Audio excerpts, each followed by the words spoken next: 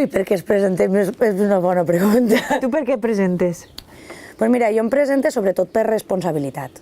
Jo comenci consars en tot això, era molt joveneta, i així en el nostre poble tenim la sort de tindre a Baldo, i Baldo era el portaveu. Jo havia anat de sempre en la candidatura, en el lloc on m'havien dit que anara, i al Baldo haver-se'n d'anar allà, algú havia d'assumir aquest paper de ser el portaveu i ser el cap, en este cas la cap de Compromís en Sueca. I me costava pegar el pas perquè jo soc mestra i a més soc una mestra de les de vocació també. A banda de formació, de vocació, jo disfrute moltíssim en els nanos, treballo així al costat, treballo en el Perelló, tinc la plaça allí i me costava una miqueta, però al final jo trobo que has de ser responsable. I quan la gent te para pel carrer i te diu, bueno, com ara no està Baldo, seràs tu, no? Doncs al final has de ser responsable i jo crec que puc fer-ho bé. A banda, sobretot és això, tinc il·lusió, tinc força, tinc energia, soc dona i en este poble no hi ha hagut mai una dona que fos alcaldessa i tinc un equipasso de gent al meu costat que jo crec que podem aconseguir fer les coses de mel. Clar, la veritat és que heu tingut molt bons càrrecs públics, així, molt bons antecessors, no?, que t'han obert molts camins, i perquè efectivament està Baldo, però sí que és de veres que a vegades dona un poc de vertigen, no? Sobretot per això, perquè han sigut persones que han sigut molt. No és una persona que ve del no-res, la primera vegada que tinguem l'alcaldia en Sueca és en Baldo. I al final el lema amb valentia, però aquesta valentia de vegades ho té que xafar terra i saber cap a on va, no? I costa una miqueta, però al final has de ser valent en esta vida i jo quan vaig pel carrer i que revalenta eres! I la veritat és que estic repagada de que la gent m'ho diga i note que la gent està convoiada també i que la gent també necessita una altra manera de fer les coses i això ho tenim les dones. És una virtut que tenim, que és aquesta sensibilitat en la nostra vida personal com a virtut, no com a debilitat, aplicar-la al servei públic.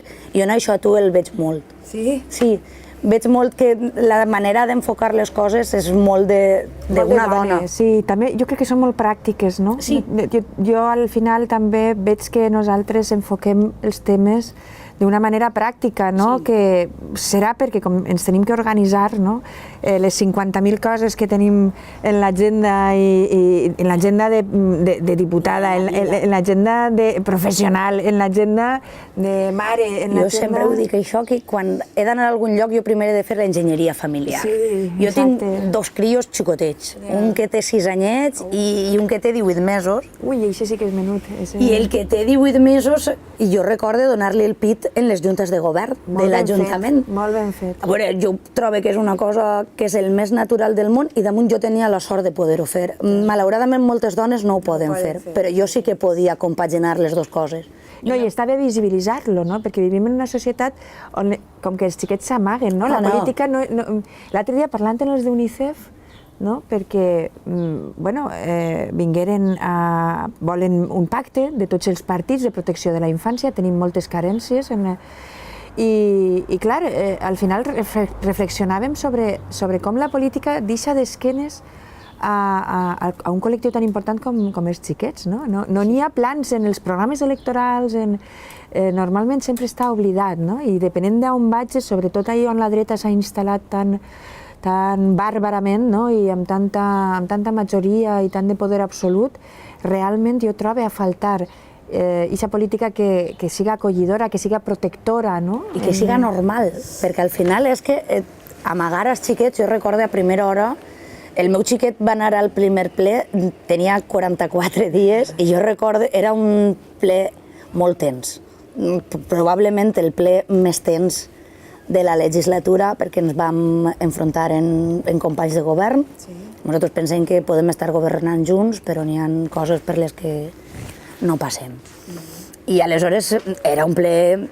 I tenia el xiquet al braç, la meva companya Pilar, perquè clar, jo era la que intervenia, jo quan parle gesticule molt i aquella diu, el xiquet el vas a tornar boig, i el tenia ella.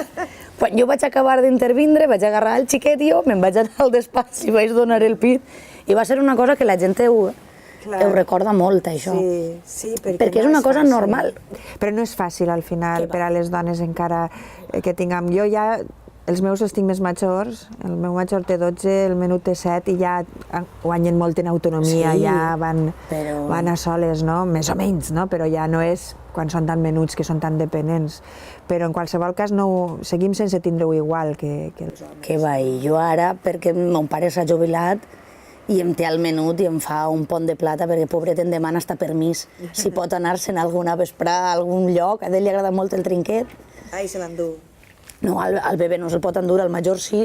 Sí, perquè si s'escapa una pilota, clar. Li agrada molt anar i tal, i clar que avui puc anar, em dones permís. No, i és bonic, jo em considero molt afortunada, perquè per estar en un lloc d'estos has de tindre una família darrere. I sobretot perquè també te dona la perspectiva de les necessitats que n'hi ha, no? Perquè el fet de tindre que anar al col·legi veus el que n'hi ha, no? Perquè veus la realitat, veus la pobresa que s'ha instal·lat al nostre país, no? Veus de quina manera els companys de classe del teu fill o companys de l'escola saps que no duen material perquè en casa no n'hi ha, o no duen llibres, que no poden anar a les excursions. De fet, quan nosaltres tinguérem l'inici de curs plantejàvem el tema de fer un pot comú, no? I posar ahí cada un, i de manera que les excursions sí es queden totes d'ahir, perquè, òbviament, jo m'estime més que els que podem posem un poquet més, però que ningú se quede en terra a l'hora d'anar a una excursió, no? I bueno, com la gent també ha fet les xarxes que la política no sap cobrir, no? I entonces jo crec que una de les raons per estar en política precisament ha de ser ixa, no? Lluitar per la gent que pitjor ho està passant, que més vulnerable està, que s'ha quedat sense feina, que no té ingressos, que viuen moltes voltes dels abuelos, de la pensió, tirant d'ací d'allà. És molt trist, en els ajuntaments ho veiem molt. Clar, i damunt dels ajuntaments moltes voltes no tenen recursos suficients en serveis socials per a poder fer un estat de benestar, com tenen els països del nord d'Europa. Sí, tenim un centre de dia de menors que funciona molt bé, i jo sí n'hi ha una de les coses que estic molt orgullosa en Sueca és dels serveis socials que tenim. Clar, però fixa't si tinguéreu el respaldo de la Generalitat, perquè ahir és on la Generalitat tenia que haver posat l'accent en les polítiques de protecció, i no al contrari, a la gent amb dependència els han retallat totes les ajudes, els han rebaixat els graus sense milloria, persones que no han millorat físicament i els han baixat el grau, el qual ha suposat a lo millor deixar-los en menys de la meitat de l'ajuda. Persones que han abandonat la seva medicació perquè tenen que triar entre menjar o medicar-se. Tot això... Persones que no poden anar al centre ocupacional. Així l'han llevat la taxa. Sí, però perquè vosaltres esteu en un govern d'un govern d'esquerres. Perquè ens ho creguem. I vos ho cregueu, la política social, però la Generalitat ha anat tot el contrari. Aleshores, quan jo me presente a ser presidenta, precisament és perquè vull que la Generalitat també tinga aquestes prioritats, no? Les prioritats de les persones. Així la política ha rescatat els bancs i no ha rescatat les persones. I nosaltres ho diguérem des del principi, veritat, lo de rescatar persones. I crec que ahir tenim molta feina i tenim molt a canviar, no? I el buscaré. Sí? En Sueca tenim... Sí. Doncs ahí estarem, no? En Sueca tenim una de les reivindicacions, la població sociològicament ha canviat molt, aleshores ara tenim molta gent major.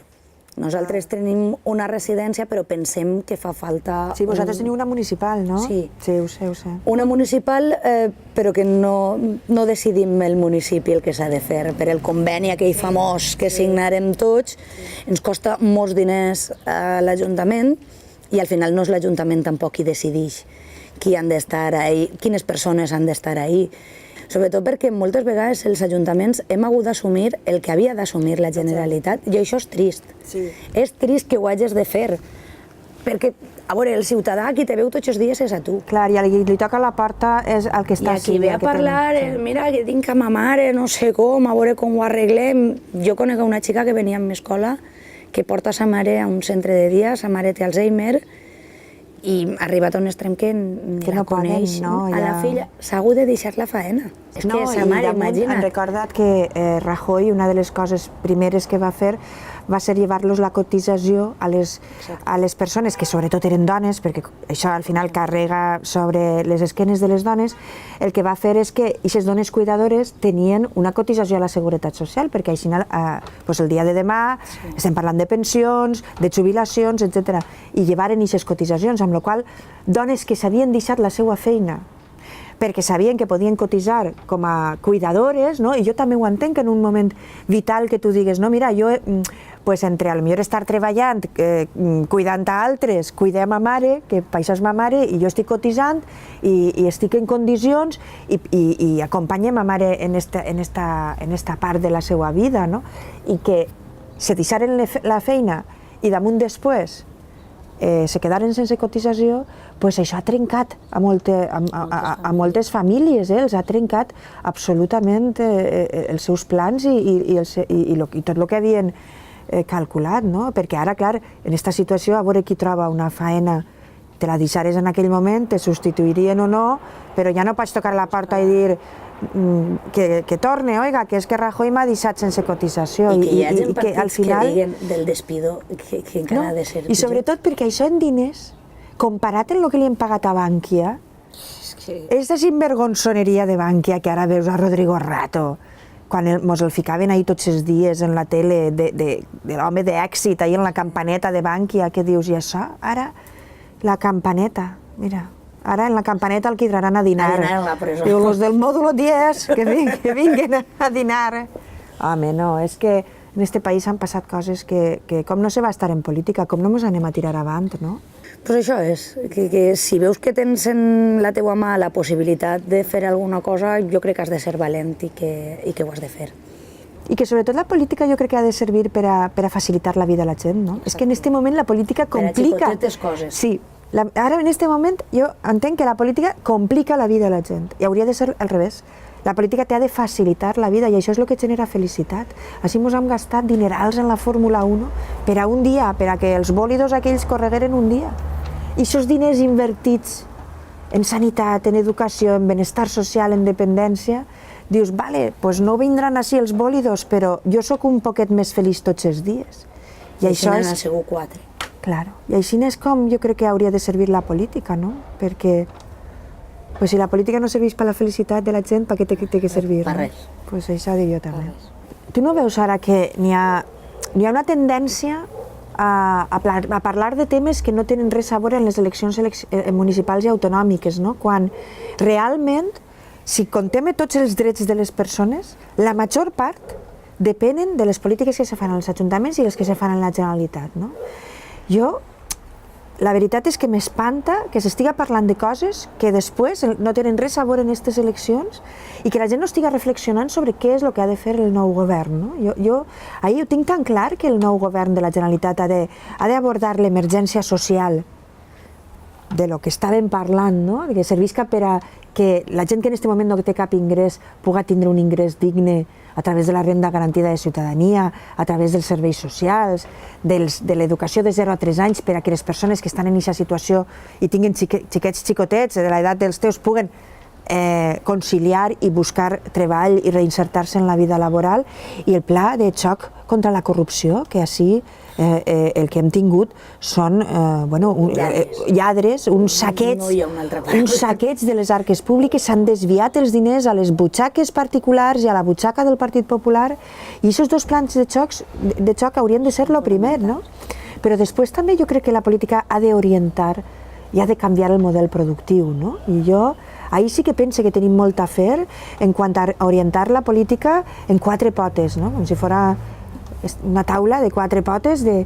Bueno, la transformació ecològica de l'economia és fonamental, perquè pensant en els nostres fills, o canviem les polítiques ara, o ells van a tindre moltes dificultats, perquè el canvi climàtic és ja una realitat, el petroli s'acaba i la nostra economia encara depèn molt del petroli.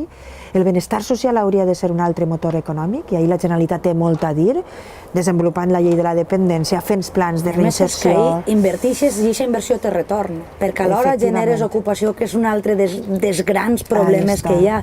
I jo crec que aquesta gent no s'ha donat compte, era retallat per ahir, i jo em pensava que eren més intel·ligents, t'ho dic de veritat, jo em pensava que unes persones que treien majoria, he dit persones per no dir una altra cosa, que treien majoria absoluta, serien capaços també de tindre un raonament lògic, perquè sí que és veritat que tu estàs gastant ara uns diners, i aquests diners que tu estàs gastant no van en fons perdut, perquè estàs també contribuint a pal·liar un altre dels greus problemes que té la societat avui en dia, que és l'ocupació.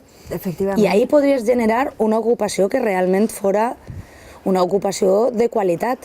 I, a més, gent que treballa genera més ocupació, perquè gent que treballa té capacitat de consum, que en aquest moment i paga impostos, i per tant paga IVA, paga IRPF i sosté també les arques públiques, i això és una roda. La gent és pagadora. Jo mire així en el poble, per exemple, la gent d'este poble es caracteritza per ser molt responsable en la contribució, no? I ho veus quan estàs en l'Ajuntament, la meva companya Tere, que porta Hisenda, nosaltres ho duguem directament a través del Servit, i Tere ho diu, que a veure, no n'hi ha un pla per a que la gent pugui pagar a mida, però sí que va molta gent en voluntat de pagar i te diu, mira, és que no puc pagar-ho així, i s'ofereixen facilitats, i diuen, a veure, vostè com ho podria pagar? Perquè la gent no li agrada no pagar. I més la casa.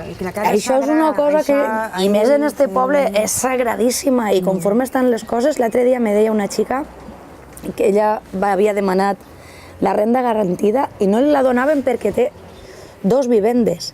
Té 2 vivendes i no en pot pagar ni l'una ni l'altra. Ni les pot vendre, perquè ara mateix no se poden ni vendre. És que està fatal la situació. Com vas tu a aquesta persona a negar-li-ho? És que l'altre dia ho comentaves tu, que te vaig escoltar, quan parlaves de tu que prefereixes el votar o el menjar. I, ostres, és que jo tinc 2 xiquets, jo ho tindria molt clar també. No culpe a la gent que al final decideix oblidar-se a si mateixa com a ciutadana, perquè és que quan eres capaç de posar-te en la pell d'altres persones, quan eres mare i tens una família que tirar avant, no saps tu tampoc. Que difícil se fa, no? La responsabilitat de dir no... En fi, no puc avantposar altres coses a tirar endavant en lo meu, no? I és de veres que el que tu dius del retorn, no? Aquí s'han gastat els diners. La Generalitat, el Partit Popular ha gastat els diners, els ha tirat al FEM. Això no va dir que gastar és una cosa, no invertir, però el que dic és que no els ha invertit. Jo crec que la política té que ser per invertir els diners ben invertits. Ells els han gastat malgastats, efectivament, no? I aleshores, no hi ha hagut retorn. En aquests grans events de Fórmula 1 o la visita del Papa, n'hi ha hagut 4 que s'han omplit les butxaques. Ja està. En molts diners, i per això volien coses que costaren molts diners en molt poc de temps, perquè així en aquestes quantitats és molt més fàcil de traure diners i que no es note. És molt més fàcil llevar 10 milions de 200 milions que llevar 200 euros de 1.000 o de 2.000, veritat? Aleshores, ahir ells ja ho han fet, a cosa feta, no? I jo penso que això invertit, com dèiem, en ecologia, en benestar, en cultura. Quanta gent coneixem en talent, la música, literatura, arts plàstiques, artistes de teatre, gent que fa audiovisual. La primera cosa que s'ha retallat. A Sueca tenim un espai expositiu i ve molta gent a exposar. Jo estic molt orgullosa de la programació cultural que n'hi ha en Sueca. Crec que és en diferència de les millors que es fan al país. Una programació rica, variada, estable, en valencià. En projecció, perquè la de MIM se coneix, jo crec que en tota Espanya, pràcticament. Evidentment, això ja és la grossa, però jo dic la de tots els dies, la que aposta per oferir al ciutadà aquesta cultura que no és la cultura per a les èlits, aquesta cultura que és el que necessitem, en definitiva, tots per viure. Claro, però fixa't que en algo que és realment xicotet, però ben fet, com és la mostra de MIM, s'ha fet un nom en tota Espanya, que no cal gastar-se aquesta milionada de Fórmula 1. Tenim un prestigi.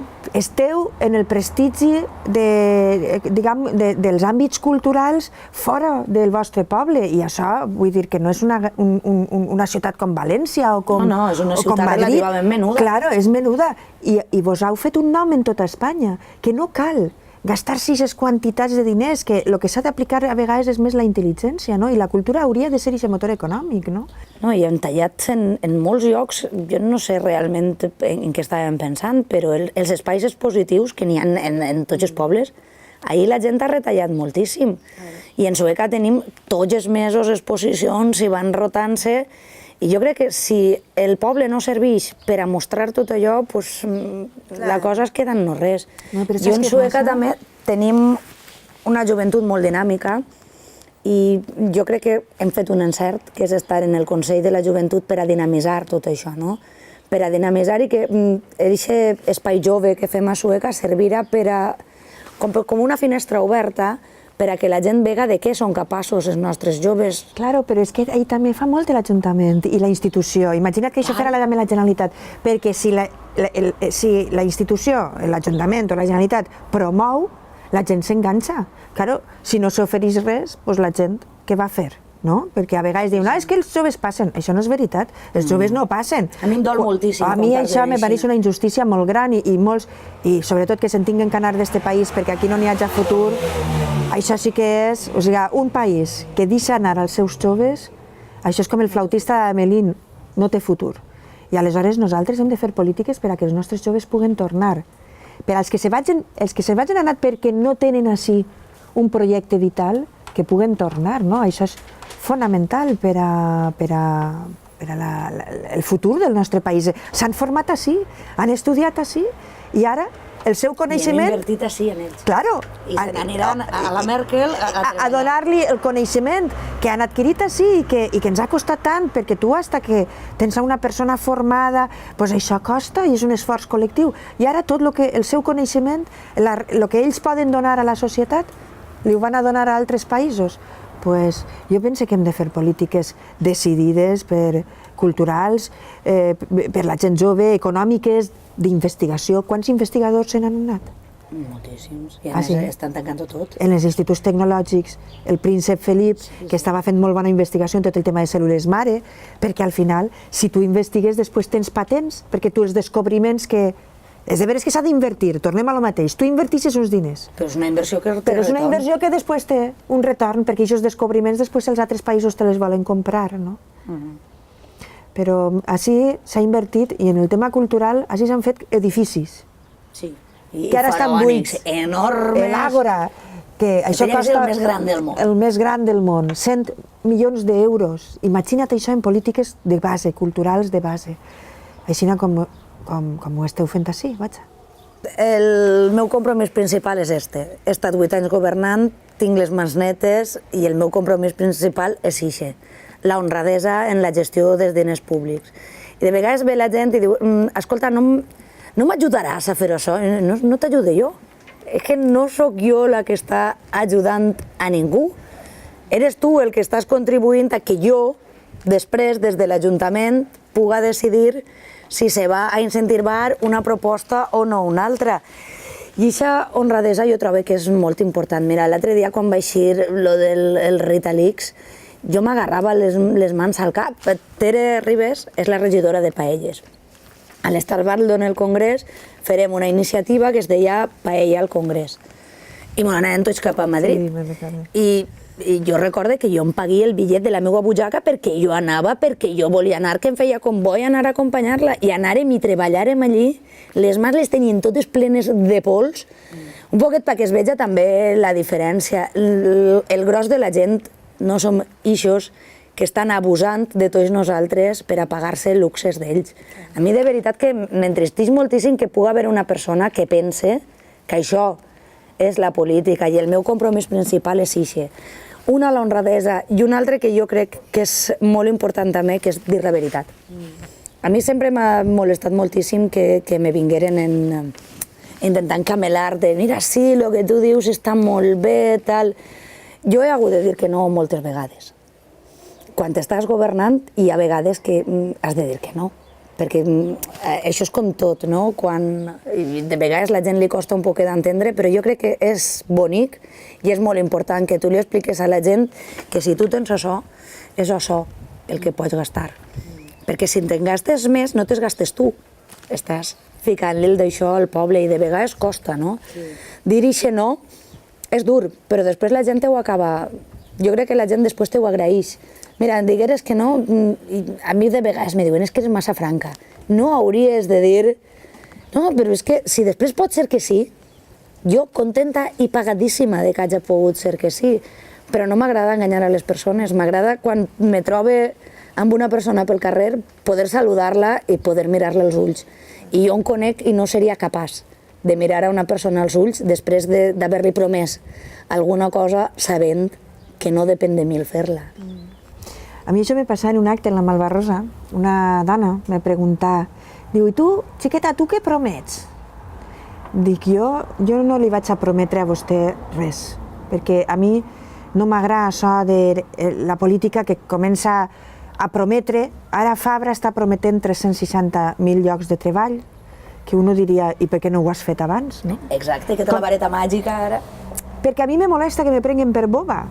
No? Jo a vegades dic, però tu no te dones compte que la gent no som tontos i que ens donem compte que ens estàs manipulant i ens estàs enganyant perquè en el fons el que vols és que te vote la gent i saps que estàs prometent moltes coses que no vas a complir, no? I entonces, jo quan aquesta senyora me va dir això, no, xiqueta, tu què promets? Jo li vaig dir, jo res. Clar, se va quedar així, sorpresa, diu, com que res? Dic, no, jo no vaig a prometre, jo me comprometo a vostè a dir-li sempre la veritat i a escoltar-la, que són dues coses que a mi m'haguera agradat que un polític haguera fet en mi. És a dir, que me diguera la veritat i que m'escoltara. No? Perquè això no costa diners i estalvia molts diners. No, i la gent ho agraeix. I és la primera pedra de la honestedat, perquè uno comença enganyant a la gent i acaba furtant a la gent. Sí, senyora. Perquè sempre, per a passar una línia, primer dones un passeig xicotet. No t'ha vist ningú? Un altre. No t'ha vist ningú? I cada volta més. I uno ha de ser des de l'inici. I la honestedat passa per això, no? Precisament per lo que tu dies, perquè jo vull mirar-li a la gent els ulls. I quan uno té vergonya, té que baixar la cara. I jo vull anar la cara ben alta per el món. I dormir tranquil·la. Jo crec que una de les coses més importants, i en la gestió de l'Ajuntament ho veus, no? Ara que fas balanç de legislatura, dius, és que això ho hauria pogut fer millor i tal, però tinc una cosa molt important que és això. Jo puc dormir tranquil·la perquè sé que he fet pràcticament tot el que ha estat en la meva mà. I perquè tens la consciència tranquil·la. I que no he fet mai res, puc haver fet les coses, podem, en compromís, haver fet les coses millor o pitjor com qualsevol, però podem mirar a qualsevol persona als ulls, i això és una cosa que jo crec que la gent valora molt, no? Sí, mira, perquè enganyar-se, tot el món se té que enganyar, i nosaltres també ens hem de permetre poder enganyar-nos, no?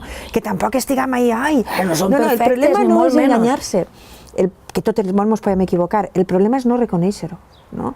Jo, un amic meu, que va ser regidor en el meu poble, en Paterna, son tio li va fer un consell. Quan ell entrava, son tio ja havia sigut regidor, i entonces li va dir, què m'aconselles? No? I li va dir, mira, jo te diré dues coses. Una,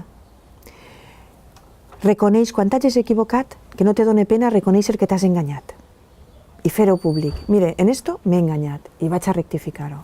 I dos, no te sentes en una taula a dinar en algú que no se sentaria en tu si no fores regidor. Això. Perquè ahí és on comencen, no estic dient, òbviament, en una reunió en associacions, però cuidao a estos que venen interessats. I entonces aquella frase a mi me va impactar molt, perquè realment són dos molt bones premisses, no? No tingues pena de reconèixer quan t'has equivocat i no te sentes mai en una taula d'algú que no se sentaria en tu si no fores càrrec públic i, per tant, si no volguera alguna cosa a canvi, no? Jo crec que en aquestes dues premisses se pot anar al fin del món i en política entrar en el cap ben alt i eixir en el cap ben alt. I una de les altres coses que jo crec que... Jo he llegit molt, jo soc una apassionada de tot això i m'he llegit molts programes electorals, no? Doncs no està mal el que proposen els altres, però després jo crec que la gent se sent estafat.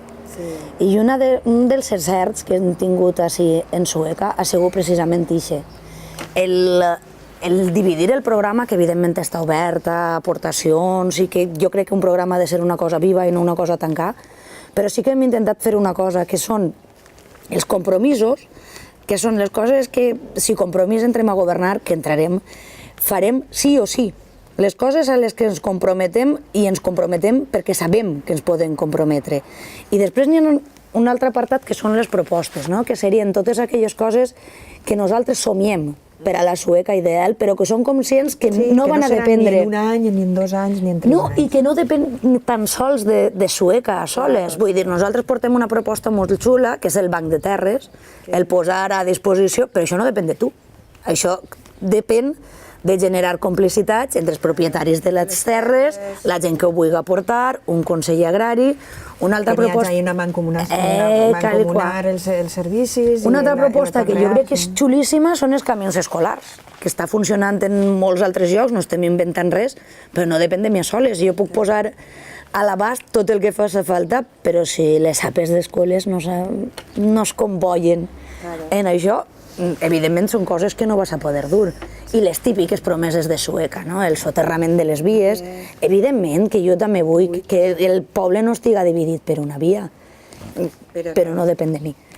Jo treballaré per aconseguir... Però jo crec que està bé que estiga en el programa també. Clar que està. Mira, això és el que anem a fer en esta legislatura. I si no ho podem fer tot, explicarem per què no. Exacte. A mi això em sembla molt important, no? Que uno diga, mira, aquestes són les propostes que nosaltres pensem que en esta legislatura hauríem de poder fer-les totes, no?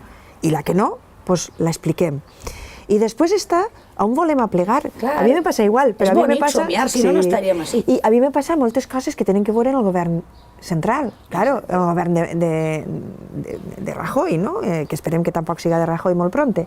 Aleshores, claro, moltes coses que uno voldrà fer des de la Generalitat dependran també d'això. El primer, el finançament, no? El finançament just per als valencians, perquè en aquest moment som l'única comunitat autònoma pobra que paga a les més riques. Això, els únics. És que que ens han vist cara d'aguantar-nos-ho tot, no? Aleshores, això s'ha d'arreglar, però, clar, això s'arreglarà en 2 mesos, en 3 mesos, en 4 mesos, allà no depenem només de nosaltres, no? Però sí que n'hi ha tota una part que jo estic en tu, que té que estar clara, no? Jo, per exemple, els 2 plans de xocs de què parlàvem abans, són coses que saps que pots fer. Això s'ha de fer només a plegar. Protecció social, lluita contra la corrupció. I ahir nosaltres ja hem presentat moltes lleis que en el seu moment el PP vota en contra, però ara anem a tindre les majories suficients com per a poder aprovar-les, que són gratis, a més, que no costen diners, però que milloren la democràcia, no? L'oficina antifrau, el que n'hi hagi major control ciutadà sobre els comptes, el que n'hi hagi major transparència i la gent pugui veure en què se gasten els diners, els polítics, li passa a molta gent. Per a que no li passi com lo de Rita Barberà, i que se gastava 700 euros una nit d'hotel mentre tenim unes taxes de desocupació i de pobresa en València que són insuportables, no? Tot això són coses molt senzilles, tancar les portes giratòries, fer incompatibilitats, que no passe lo de Trillo i Pujalte, que estan de diputats o de diplomàtics i estan cobrant d'una empresa per fer informes orals, això què vol dir, no? Sona mal, Mònica. Sona molt mal. Els informes orals, en eixos 2 sona mal. Jo crec que són els informes orals més lucratius de la història, no? I aleshores, això no costa diners. El tema del pla de xoc social costa diners, és cert. Però la renda garantida de ciutadania és un dret que està en una llei i que la gent ha de tindre. No pot ser que n'hi hagi cases on no entra ni un euro. Així ho tramiten directament, perquè apostaren per tramitar-ho, si ho feia la Generalitat tardava un ou i la gent necessita menjar. Claro. I necessita menjar tots els dies. Exacte. Necessita menjar tots els dies. Apostarem per vestir-se, i portar els llibres al col·le, i el material, i necessita totes aquestes coses. I precisament per a aquesta gent és la que trobo jo que has de fer... A mi sempre m'ha donat molta malícia, no? Allò de l'aigua per a tots. Jo no necessito que ningú em pagués llibres, jo els puc pagar. I vull pagar-los. El problema és a totes aquelles persones que no ho poden pagar. És a aquestes persones a les que li ho has de facilitar. De totes maneres, jo penso que en l'ensenyament, així el que s'ha de fer és que el que s'ho pugui pagar, que pagui més impostos. Ahí també tenim que treballar a través de, òbviament, això depèn més del Congrés dels Diputats, a través de Baldo, no? Però un sistema on, oiga, com en Suècia, en Finlàndia i en aquests països, paguen molts impostos, és de veres, però els xiquets no paguen res en l'escola. Res. Ni el menjador, ni els llibres, ni res. Siguen de la família que siguen. El que passa és que entre la família més humil i la família més rica, la diferència està en que la família més rica paga molts més impostos. I aleshores sostenen tots d'una manera equitativa i equilibrada. És a dir, l'esforç que fan per a pagar impostos és més equitatiu que així, on les classes mitjanes i baixes fan un esforç molt gran per pagar impostos, mentre que les classes altes se'n van de rosetes i tenen els diners en Suïssa, en Andorra, i s'emporten els diners, doncs mira, com Rodrigo Rato i com tota aquesta gent, el Jordi Pujol i tots estos que han estat tant de temps en el poder i en el que ara hem sabut és per a què estaven en el poder, no? Aleshores, a mi tampoc m'agrada el café para todos, però sí que n'hi ha coses... No, però el que estàs dient tu no és café para todos, Exacte. estan pagant-ho d'inici. Estan pagant-ho d'inici. El que passa que des de Sueca això no ho podem fer tampoc. Efectivament, no? Però això igual en la sanitat que el copago, no? El copago, que al final és un repago, és que pague més impostos el que més té. I després la sanitat universal per a tot el món, no? Jo crec que hi ha temes que estan lligats als drets més bàsics que té la gent, no? Els drets fonamentals que estan en les lleis, i sanitat, educació, justícia, les taxes, el mal que han fet, no? Perquè al final molta gent no ha pogut accedir a la justícia perquè no ha tingut els diners per a pagar-lo. I xicotetes empreses que han tingut que pagar més taxes de lo que estaven reclamant i entonces han perdut els diners. I s'han generat tantes injustícies en este país que tenim molta feina, Raquel? Moltíssima.